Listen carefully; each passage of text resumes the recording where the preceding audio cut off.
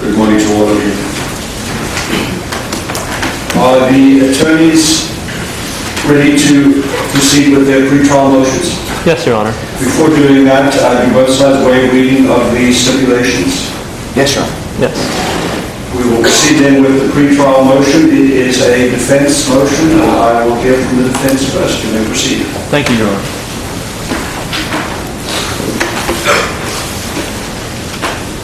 May I begin? Amen. Good morning, Your Honor. The defense moves to exclude Cameron Aubrey's statement to West in the police car and all other record statements pertaining to it from evidence. The defense asserts two independent grounds under which the statement must be excluded. First, as the statement in question was obtained as a result of a stop and arrest, which violated Miss Aubrey's Fourth Amendment right to be free from unreasonable searches and seizures, the statement must be excluded under the exclusionary rule.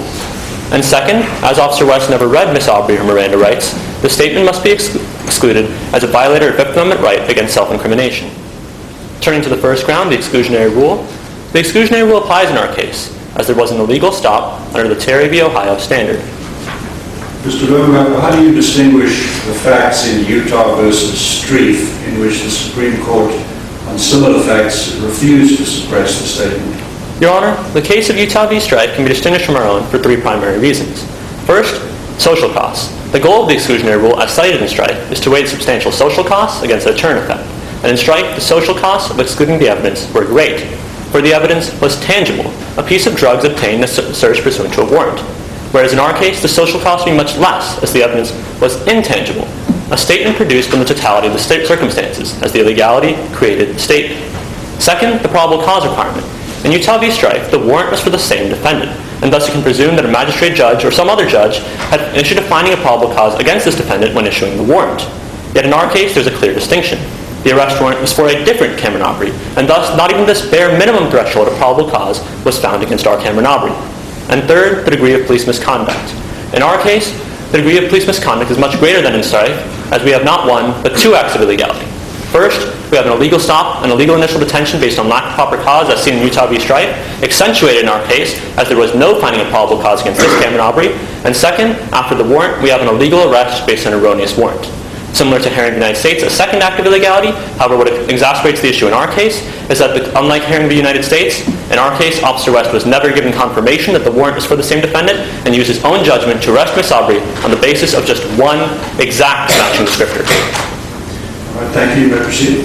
In Terry v. Ohio, the court held that officers must be able to point to specific and articulable facts to warrant a brief intrusion on a defendant's rights. But in our case, the people cannot point to one specific or articulable fact that warrants Officer West's initial conduct in the illegal detention of Miss Aubrey. Thus, the exclusionary rule applies. In accordance with Streif and Brown v. Illinois, when applying the rule, three main factors must be considered: the amount of time between the unlawful stop and the evidence discovery, the presence of any intervening circumstances, and the degree of police misconduct. Beginning with the first factor, time. In Wong-Sun v. U.S., the court held that time was a significant factor in determining whether a statement was to be excluded or not. And moreover, in Taylor v. Alabama, the evidence was obtained a full 6 hours after the initial detention, and yet was still excluded. Yet in our case, the evidence was procured just a mere 10 minutes after the stop, and therefore time clearly points towards the statement's exclusion.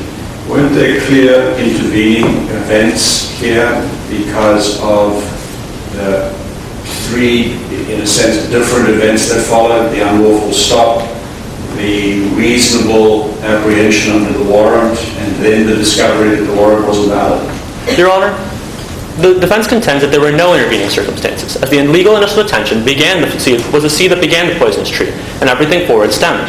As the arrest warrant, we anticipate the prosecution will argue the arrest warrant serves as a meaningful intervening circumstance. However, it cannot be considered so, as the arrest warrant itself was an act of bad faith. For when checking for a warrant, Officer West neglected a 20-pound difference in weight and proceeded to take Miss Aubrey into custody without any further inquiry. Any reasonable officer in West's position would have proceeded with further inquiry to ensure they had the correct individual in custody. But West did not, and instead chose to abuse his power, arresting Miss Aubrey on height, which was approximately the same within the margin of error. Name, among the 40 million some people of California, West was able to find a warrant for someone with the same name, and weight, which was strikingly off, 20 pounds off, on the basis of just these three descriptors and nothing more, no specific identification towards this Cameron Aubrey, West chose to arrest the defendant. And additionally, the arrest warrant did not break the causal chain of events, as it was immediately preceded and immediately followed by an act of illegality as previously articulated. You may continue.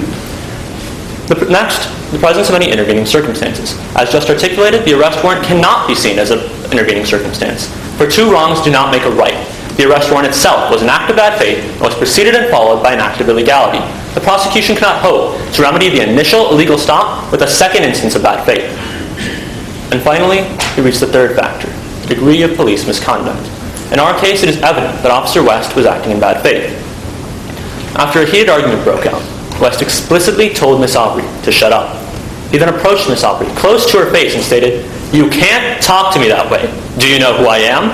Clearly indicating that Miss Aubrey was not to talk back to the defendant, to the officer. Miss Aubrey was not to talk back to this officer. "Do you know who I am? I am in a position of authority, and you are not to disobey my orders." Mr. Verma, one of the requirements here for you to succeed is that there have been a custodial situation, correct? Yes, Your Honor. Once the defendant knew, because she overheard the conversation, that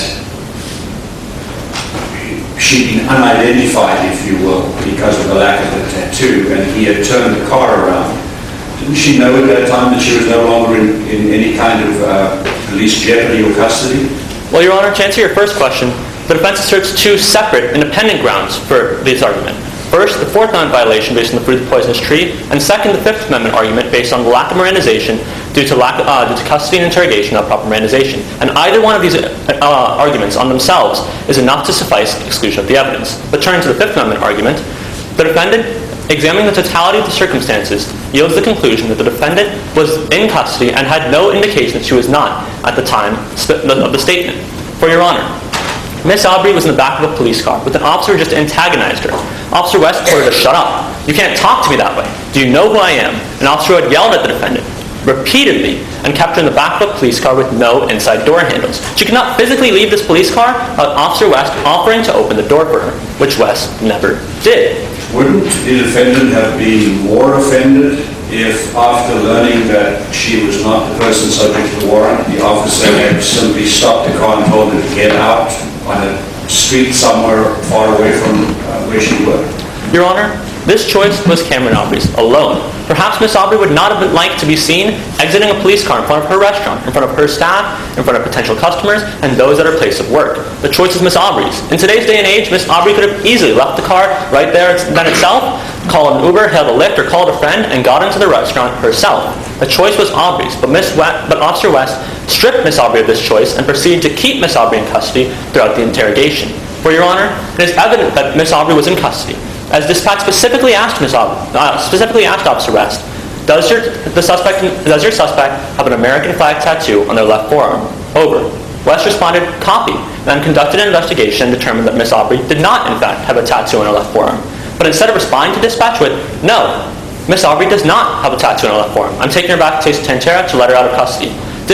West instead ignored dispatch's conversation completely and proceeded to take Miss Aubrey back on his own accord, never once making it clear that Miss Aubrey was free to go. Perhaps if Miss Aubrey had not made the statement in question, Officer West would not have let her go at Tantera. We are left to speculate, for Officer West never continued dispatch's conversation, for he never once made clear that Miss Aubrey was free to go. The case in Thompson v. Keohane states that custody is defined as a situation in which a reasonable individual would have felt at liberty to leave, and Officer West never made it clear to Miss Aubrey that she was free to leave.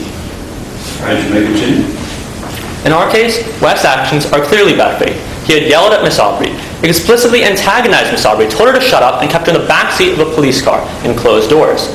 Additionally, West specifically ignored dispatch's conversation and withheld information from dispatch at the time of the initial detention. Through West's actions, it is evident that the third factor points towards exclusion of the statement at issue, and thus all of the factors used when weighing evidence under the fruit of the poisonous tree point towards the statement's exclusion. Turning to the second independent ground, the presence of Miranda rights. In Miranda v. Arizona, the court held that individuals in custody and subject to interrogation are entitled to Miranda rights. And moreover, in Thompson v. Keohane, as previously articulated, the test is defined as a situation in which a reasonable individual would not have felt at liberty to leave. And as explained, Miss Aubrey would not have felt at liberty to leave, as she was never given a clear indication she was free to leave. West never offered to open the door for her, and West ignored dispatch's conversation entirely. Additionally, turning to Rhode Island v. Innis, In Innis, the court held that interrogation is defined as any situation in which, as any words or actions that are reasonably likely to elicit an incriminating response. In our case, West made the same comment he had made 10 minutes prior and provoked an argument and full-scale yelling then, and provoked a response now. It was a comment clearly designed to elicit an incriminating response. And thus, as Ms. Abdu was subject to interrogation in custody, the Fifth Amendment right was infringed upon. For all these reasons, Your Honor, the defense respectfully requests that you grant the defense's motion to exclude the evidence. Thank you.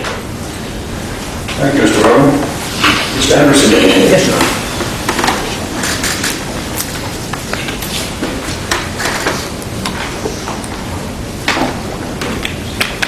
May I proceed, Your Honor? You may. Good morning, Your Honor. The people of the state of California respectfully request that the motion is denied and the statements are not excluded from the following trial. On March 7th, 2016, the defendant made the statement of, "I don't know who you think you are, but you need to understand something. Everything under that roof is mine." On the date in question, the defendant came into an altercation with Officer West. Officer West asked the defendant to wait here and then proceeded to search for and find a warrant that matched the description of the defendant. Officer West then arrested the defendant, began driving her down to the police station, and immediately turned around the moment she was given new information about the warrant that did not match the defendant. Mr. Anderson, the fruit of the poisonous tree doctrine is designed to deter police misconduct. Isn't that exactly what we were dealing with here, where the officer let his personal feelings overtake his normal duties? No, Your Honor. Regardless of whether there was any illegality at the original stop, there is significant attenuation between that point and the later discovery of evidence to make it irrelevant to this case. And attenuation is defined in Utah v. Strieff as time between original event and further evidence, discovery of evidence, presence of intervening circumstances, and degree of police misconduct. In that case, Utah v. Strieff, evidence was admissible after just a few minutes, intervening circumstances of the discovery of a warrant, and police misconduct of the officer approaching the defendant, stopping him, and questioning him. Here, Your Honor, we have the time of about 10 minutes, the intervening circumstances of the discovery of a warrant, subsequent arrest, and subsequent release from arrest at a later time, as well as the police misconduct of the defendant approaching the officer, and the officer asking the defendant to wait here. Therefore, there is significant attenuation between the stop and later discovery of evidence. All right, you may continue. On the way back to the restaurant, Officer West made a few off-the-cuff remarks, to which the defendant voluntarily chose to respond. Your Honor, the defendant's Fourth and Fifth Amendment rights were not violated. Officer West acted in good faith during the arrest of the defendant. The defendant was not in custody at the time the statements were made, nor was she subjected to an interrogation or police coercion. First, on the matter of the arrest. In the case of Herring v. United States, the court held that evidence gathered due to an unlawful arrest is admissible when the officer is acting in good faith. In that case, the officer was told there was a warrant for the defendant, whom he then arrested, searched, and found illegal items. It was later found there was no such warrant, however, the evidence was still admissible. How would you distinguish Brown versus Illinois, where the Supreme Court came to the opposite conclusion and found that the evidence was not admissible? Well, in Brown v. Illinois, the primary reason the evidence was not admissible was because there was no intervening circumstances. Here, Your Honor, we have intervening circumstances of the discovery of a warrant, subsequent arrest, and later release of arrest, which would distinguish our case from that of Brown v. Illinois. You may continue. In comparison with Herring, Officer West found a warrant that matched the defendant's name, height, and approximate weight. Looking at these factors and looking at the circumstances surrounding her, Officer West did believe that this warrant matched the defendant. And then she proceeded to do her job and arrest the defendant. Your Honor, based on the holding in Herring v. United States, the evidence must be admissible. And now on the matter of custody. In the case of Thompson v. Keohane, the court held that custody is determined by first, what the circumstances are surrounding the arrest, and second, what a reasonable person would believe given those circumstances. Your Honor, the circumstances are these. Both Officer West and the defendant heard the new information come over the radio. Officer West stopped the car and checked this new information with the defendant. Both could clearly see the information did not match. Officer West then turned the car around to return the defendant to her restaurant, and made the statement of, "It's your lucky day," in reference to her no longer being under arrest. When the officer turned the car around, that is one indication that you can rely on. But if you take everything else, that the defendant was still in the back of a police vehicle, no inside door handles, no options to exercise her own will, why wasn't she not still effectively under the complete control of the officer? Because the defendant knew she was no longer in custody, and all she had to do was ask the officer to stop the car, and she would be released from the inside of the car. All right, you may continue. Looking at the totality of circumstances, Your Honor, a reasonable person would believe that they are no longer in custody. And now, on the matter of interrogation. In the case of Rhode Island versus Innis, the court held that interrogation is words or actions on the part of the police that they know are reasonably likely to elicit an incriminating response.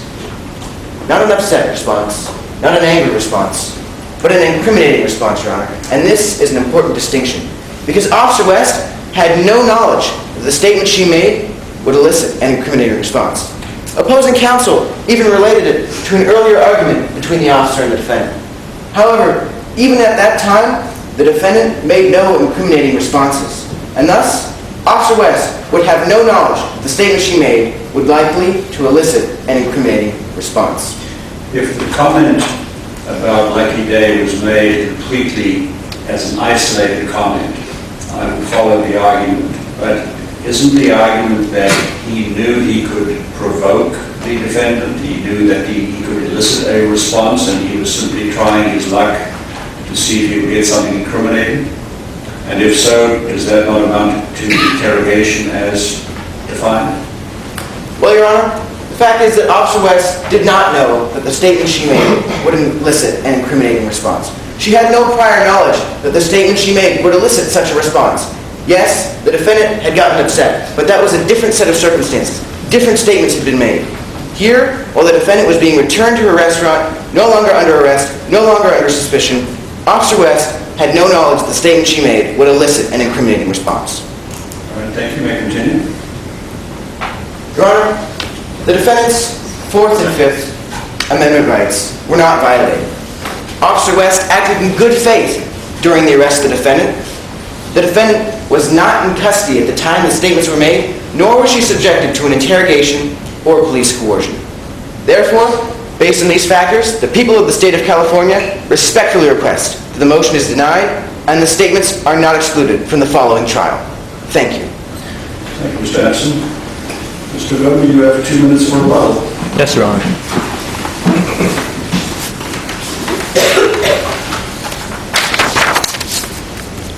May I proceed? You may.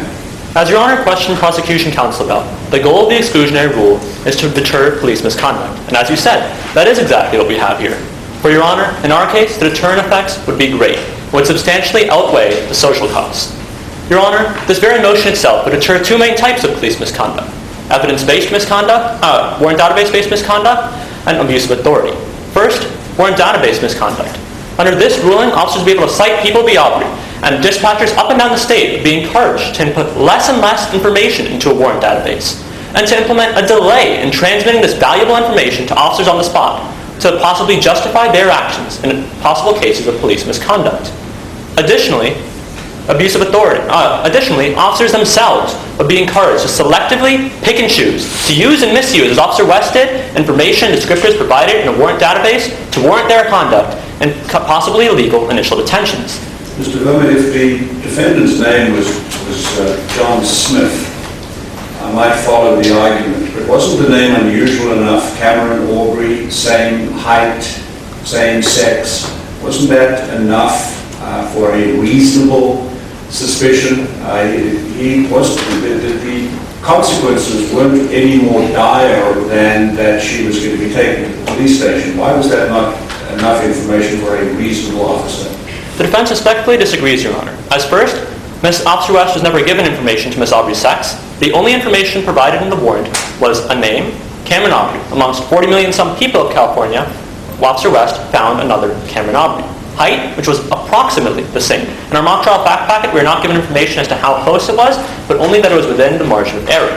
and third, weight, which was strikingly off, 20 pounds off. Now, the prosecution cites Herring v. United States and states that evidence is admissible if an officer is acting in good faith, but conspicuously absent of the prosecution citing is the continuation of that ruling, that the officer in Herring had objectively reasonable reliance on the warrant.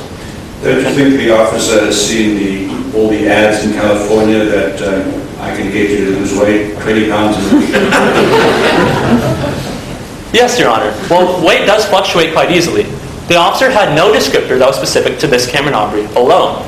The officer had name, which it can be common, had height, which is approximate, and weight, which is strikingly off. The officer could have conducted further inquiry of merely a few moments. He could have asked dispatch, are there any other identifying characteristics on this warrant? Possibly maybe the tattoo information would have shown up right there. He could have asked dispatch, do you have anything specific to this Cameron Aubrey? Maybe a social security number, perhaps a birth date, sex, or any other foreign description, so I can exclude all other possible suspects? This would only have taken moments, but Officer West did not. In fact, Your Honor, Officer West withheld information from the warrant database. Officer West told Miss Aubrey to wait here and obtain her ID, and then phoned dispatch and told dispatch, run a name check for Cameron Aubrey.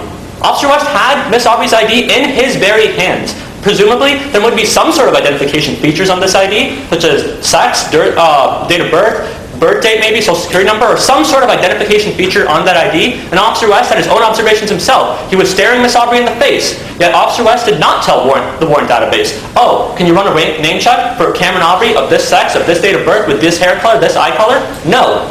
West just said, run a warrant database name check for Cameron Aubrey, knowing fully well that this would increase his likelihood of getting a warrant so that he could extract an incriminating statement from Miss Aubrey. Your Honor, the second form of police misconduct is abuse of authority. Under this ruling, officers up and down the state would be encouraged to abuse their authority by arresting individuals on the basis of just a name amongst 40 million some people of California and a few other highly manipulable descriptors. This would allow officers to arrest virtually anyone they please, anyone whom they have a grudge against, wish to exact a vendetta towards, or even anyone who looks at the funny. For all an officer would have to do would be to find a matching name amongst 40 million people, and he would have his suspect. An officer would be able to obtain information that would be able to be used at trial, effectively eviscerating the Terry v. Ohio standard, eviscerating the probable cause requirement, and implementing a slippery slope, reducing the protections of the Fourth Amendment to just mere words. Now, Justice Sotomayor read a dissenting opinion of the Utah v. Stripe ruling when the arrest warrant was for the same defendant. Imagine how her concerns would be magnified in our case when the arrest warrant was for a different defendant. On the basis of just the same name in the warrant database with 40 million other names in California, the officer was allowed to arrest Miss Aubrey. Thank you, Your Honor. Thank you, Mr. Brown. Mr. Anderson, you have 2 minutes. Yes, Your Honor.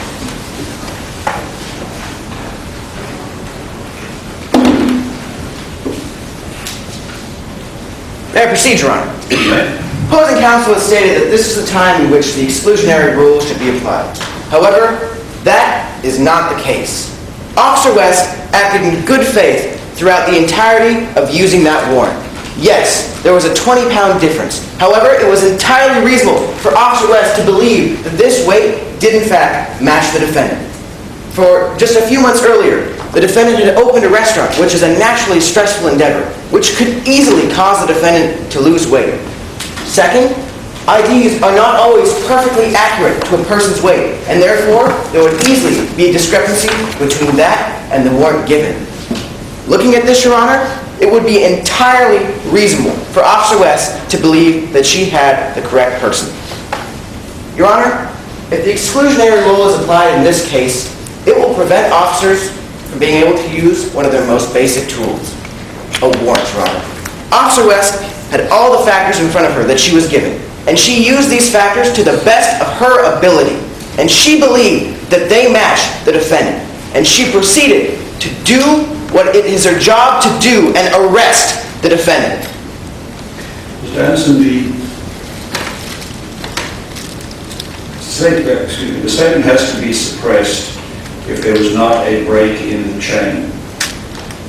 Start to finish in this incident, from the moment that the officer said, you wait right there, through his, for no apparent reason, running the warrant request in the first place, and then acting on arguably minimal information, the officer remained in control of the defendant. How do I not conclude that on these facts, that is simply one uninterrupted line of conduct? Well, Your Honor, not only was there the original warrant and subsequent arrest, but also the later release from arrest, which would also break the chain of control from the officer. Continually, in Utah v. Streif, the discovery of a warrant was enough to break the original police illegality from the discovery of evidence, and therefore should be the same in this case. All right, may I continue? Therefore, based on these factors and the aforementioned factors, the people of the state of California respectfully request that the motion is denied and the statements are not excluded from the following trial. Thank you. Thank you, Mr. Anderson. Does either side wish to take 30 seconds to confer on rules violations? Yes, briefly, Your Honor.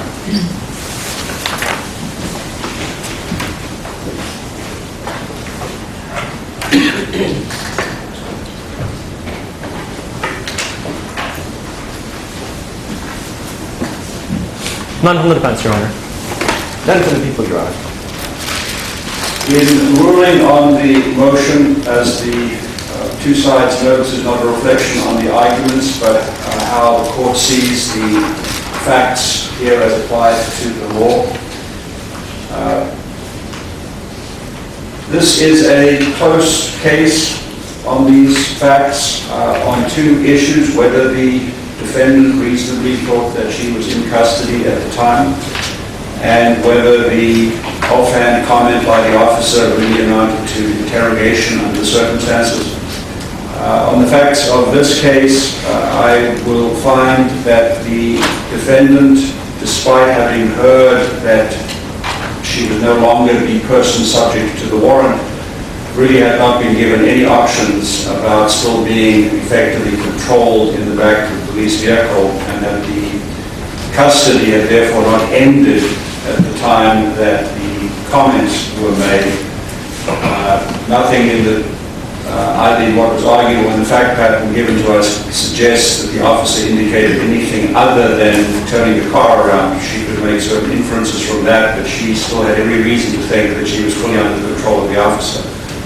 On the second issue, which is that whether the comment about "this is your lucky day" is sufficient to constitute interrogation, as I say, it's a close call. I would here find that it was not a comment designed to elicit a response, certainly not the response that was obtained, and that there was no reason for the officer making that offhand remark to think that he would obtain that response. Under the circumstances, the motion by the defense to suppress the statement is therefore denied, and the prosecution may refer to it in the course of their case.